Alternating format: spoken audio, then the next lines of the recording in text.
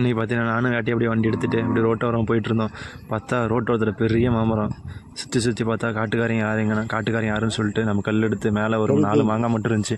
இந்த சைஸில் மாங்காய் இல்லை அப்படின்னு சொல்லிட்டு பார்த்தா 4 மாங்காய் இருக்குது. கல் எடுத்து மொதல் டீலே ஒரு மாங்காய் கீழே விழுந்துருச்சு.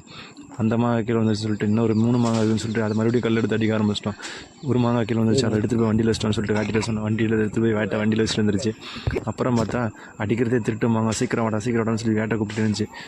அப்புறமா பார்த்தா 4 மாங்காய் அடிச்சிட்டோம். 4 மாங்காய் அடிச்சதில் 2 மாங்காய் சொத்த மாங்காய் போயிடுச்சு. மீதி 2 மாங்காய் தான் இருந்துச்சு. அதை எடுத்துகிட்டு நம்ம கிளம்பி வந்து கையில் வச்சு குத்தி உடச்சி சாப்பிடலான்னு உடச்சா உடைக்க முடியல.